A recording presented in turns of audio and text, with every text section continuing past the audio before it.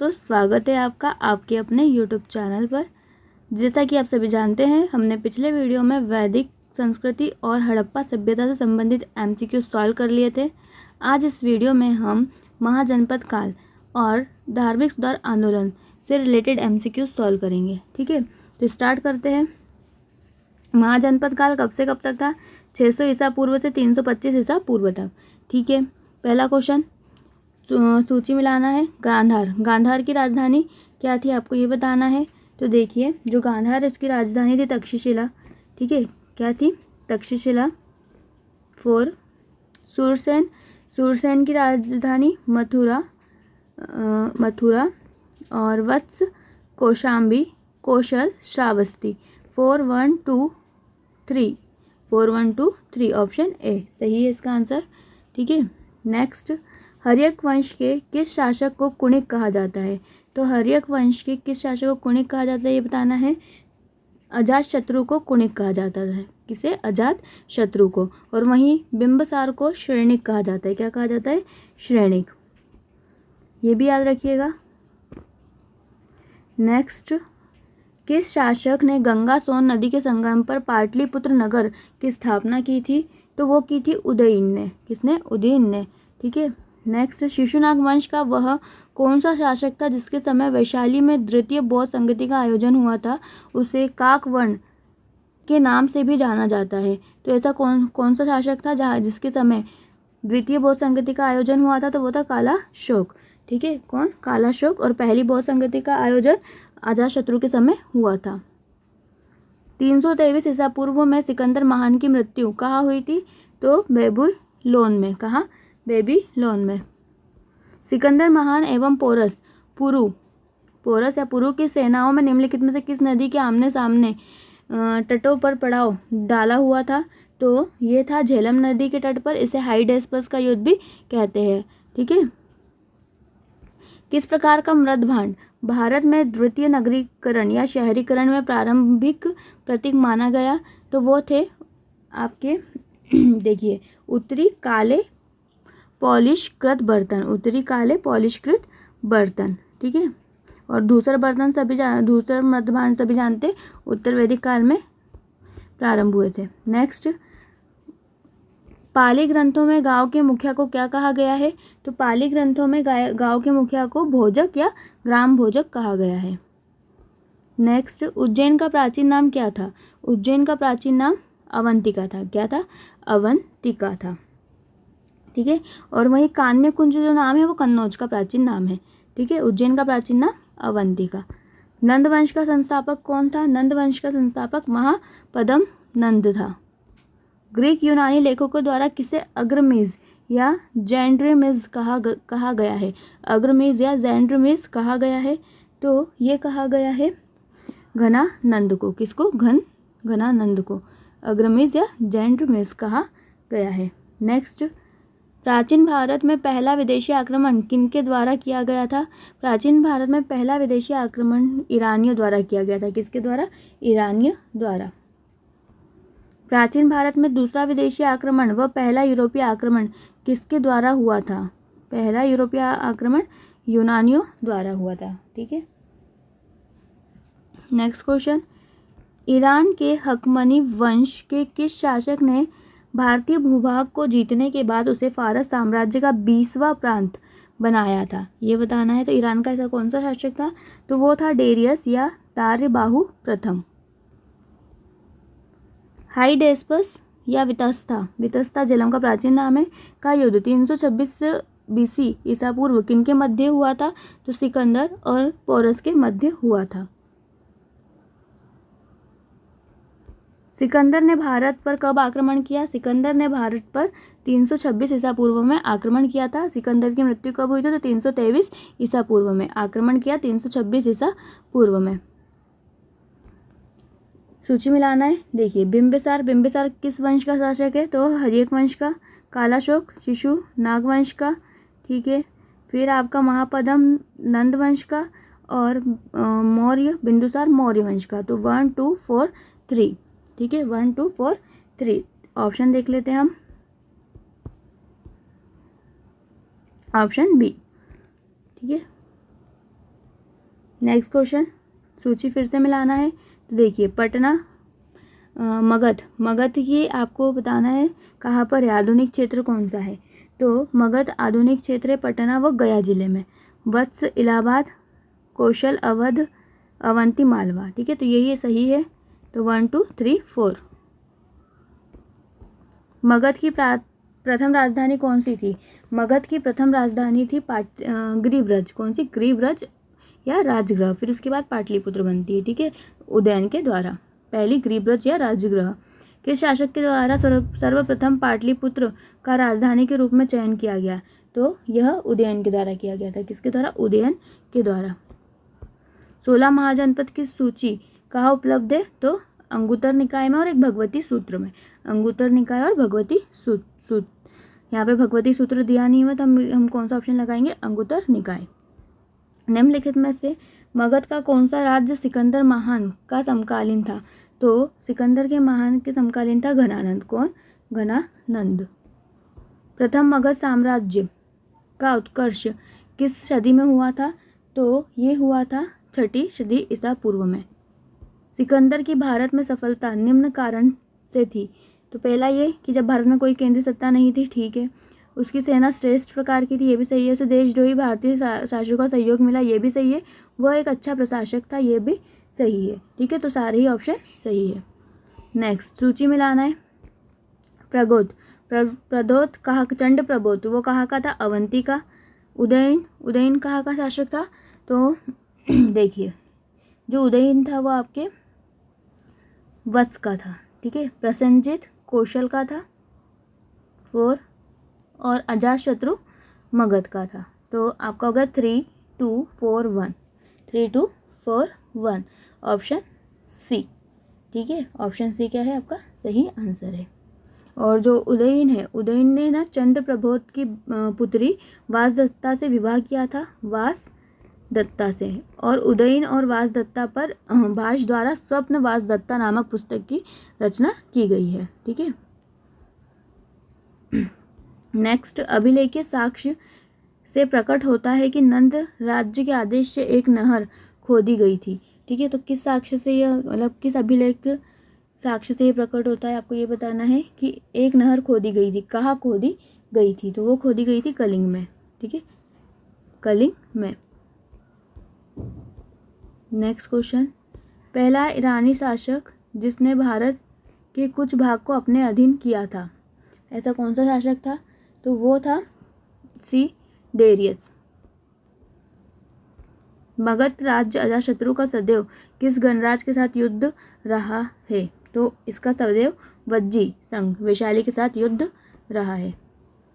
वज्जी संघ के विरुद्ध मगध राज्य के किस शासक ने प्रथम बार रथ मूसल, ऐसा रथ जिसका गदा जैसे हथियार जुड़ा था, या महाशिला कंटक पत्थर फेंकने वाला यंत्र नामक गुप्त हथियारों का प्रयोग किया था वज्जी संघ के विरुद्ध? तो वो किया था अजातशत्रु ने। नंद वंश का अंतिम सम्राट घनानंद था, जिसके समय सिकंदर ने भारत पर आक्रमण किया था। नेक्स्ट, भारत में सिक्कों या मुद्रा का प्रचलन कब प्रारंभ हुआ था? तो भारत में सिक्कों या मुद्रा का प्रचलन 600 ईसा पूर्व में प्रारंभ हुआ था। नेक्स्ट, राजाओं पर विचार कीजिए कि कौन बुद्ध के समकालीन थे। ठीक है, तो देखिए बिंदुसार बुद्ध के समकालीन थे या नहीं थे? तो इसका सही आंसर है, देखिए जो बिंदुसार है वो मौर्य शासक है। ठीक है, तो ये नहीं थे, बिंबसार थे बुद्ध के समकालीन। कौन? बिंबसार। ठीक है, तो और उसके बाद उनका पुत्र अजातशत्रु भी बुद्ध के समकालीन था और प्रसेनजित भी। तो कौन कौन थे? अजातशत्रु और प्रसेनजित। तो ऑप्शन सी बिंदुसार मौर्य वंशीय शासक है। ठीक है, नेक्स्ट क्वेश्चन, 6ठी शताब्दी ईसा पूर्व के दौरान बड़े राज्यों का उदय का मुख्य कारण क्या था? ये बताना है कि बड़े राज्यों के उदय का मुख्य कारण क्या था। पहला, उत्तर प्रदेश और बिहार में व्यापक पैमाने पर लोहे का प्रयोग, जनजाति समाज में अधिक व्यवस्थित जीवन का मार्ग प्रशस्त किया, व्यापार एवं वाणिज्य का उल्लेखनीय विकास, या इनमें से कोई नहीं। तो इसका सही आंसर है पहला वाला, लोहे का बड़े पैमाने पर प्रयोग, ये सबसे इम्पॉर्टेंट है। इसी कारण इसको 6ठी शताब्दी ईसा पूर्व के जो समय है उसको द्वितीय नगरीय क्रांति भी कहा गया है। द्वितीय नगरीय क्रांति भी कहा गया है। ठीक है, प्रथम नगरीय क्रांति हमारी हड़प्पा सभ्यता को कहा जाता है। मगध सम्राट बिंबिसार ने अपने राज्य वैजीवक को किस राज्य के राजा की चिकित्सा के लिए भेजा था? तो अवंती के राजा चंड प्रबोध की। ठीक है, किस शासक ने अवंती को जीतकर मगध का हिस्सा बना लिया? तो वो कौन सा शासक है जिसने अवंती को जीतकर मगध का हिस्सा बनाया? तो वो है आपका ऑप्शन सी, शिशुनाग। ठीक है, शिशुनाग ने अवंती को जीतकर मगध का हिस्सा बनाया था। किस मगध सम्राट ने अंग का विलय अपने राज्य में कर लिया था? तो अंग का विलय किया था बिंबिसार ने। ए ऑप्शन है बिंबिसार। शिशुनाग ने किस राज्य का विलय मगध साम्राज्य में नहीं किया? तो किसका विलय नहीं किया था? तो देखो, वत्स का, अवंती का किया था, वत्स का किया था, पर काशी का नहीं किया था, तो काशी का नहीं किया। काशी और लिच्छवी का विलय किसने किया फिर? तो काशी और लिच्छवी का विलय किया था अजातशत्रु ने। मगध साम्राज्य के बारे में कौन सा सही नहीं है? पुराणों एवं महाकाव्य के अनुसार इसकी स्थापना बृहदत्त ने की थी। महापद्म नंद ने इसे सर्वाधिक विस्तार प्रदान किया। सर्वछत्रांक एवं एकराट की उपाधि धारण की। गिरिब्रज, राजगृह, पाटलिपुत्र, वैशाली क्रमशः इसकी 4 राजधानियां बनी, या इनमें से कोई नहीं? तो देखिए कौन सा सही है? तो तीनों ही कथन सही है। ठीक है, तो ऐसा कोई सा कथन नहीं है जो गलत है, तो इनमें से कोई नहीं। सिकंदर के आक्रमण के समय उत्तर भारत पर निम्नलिखित राजवंशों में से किस एक का शासन था? तो नंद वंश का शासन था, घनानंद इसका शासक था। निम्नलिखित में से कौन सा एक ईसा पूर्व 6ठी शताब्दी में प्रारंभ में भारत का सर्वाधिक शक्तिशाली नगर था? तो कौन सा सबसे ज़्यादा शक्तिशाली नगर था? तो वो था मगध। 16 महाजनपदों में भी सबसे शक्तिशाली महाजनपद मगध ही था।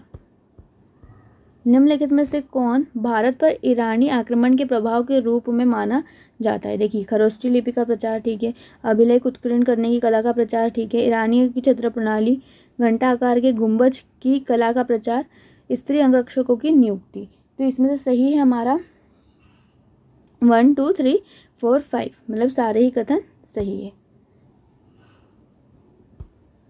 ठीक है, नेक्स्ट देखते हैं।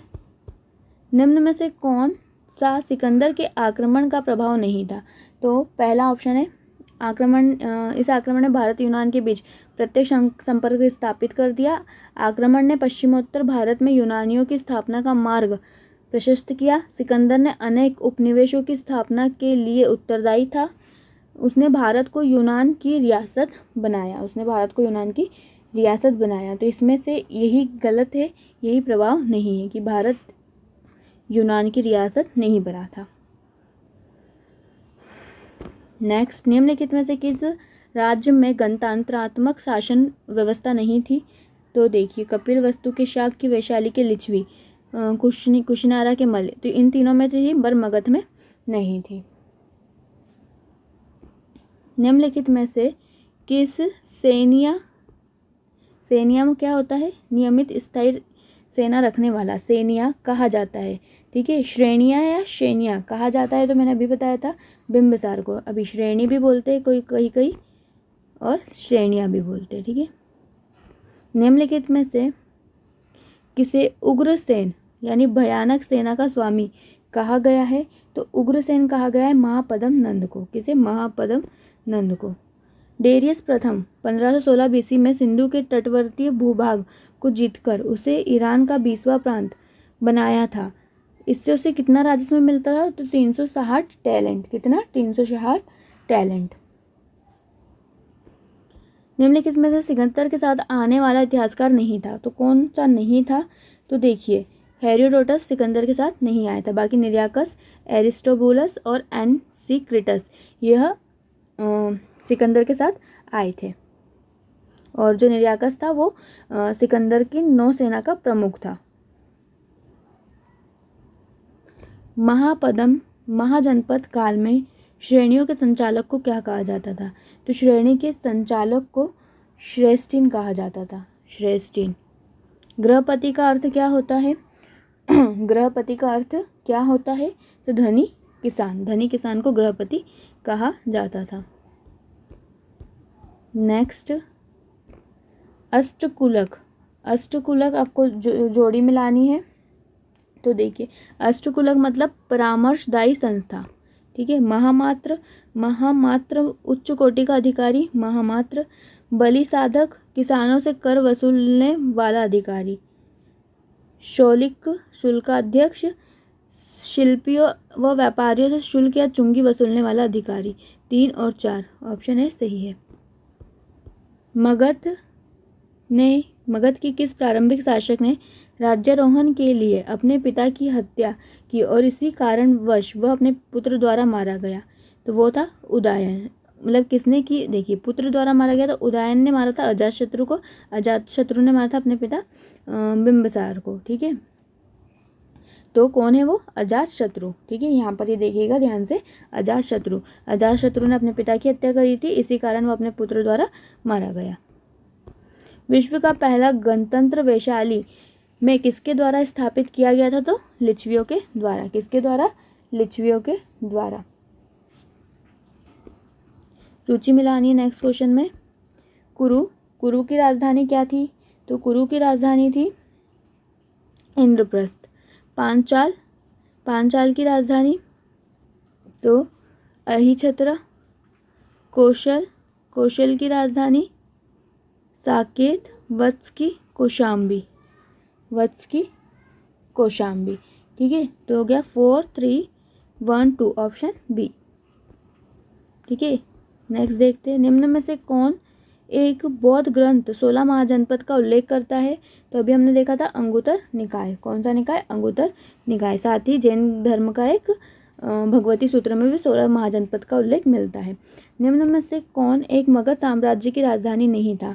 मगध साम्राज्य की राजधानी नहीं था ये बताना। तो कौशाम्बी नहीं थी। गरीबरज भी रही है, राजगृह रही है, पाटलिपुत्र भी रही है, वैशाली भी रही है, पर कौशाम्बी नहीं थी, ठीक है। तो ये हो गया आपके महाजनपद काल से संबंधित क्वेश्चन कंप्लीट, ठीक है।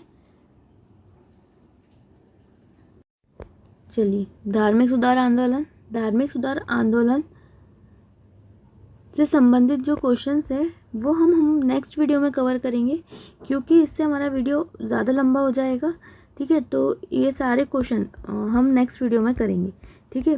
तो जब तक आप महाजनपद काल से संबंधित क्वेश्चंस को सॉल्व कीजिए, मिलते हैं हम हमारे नेक्स्ट वीडियो में, ठीक है। जब तक के लिए आप सभी का धन्यवाद।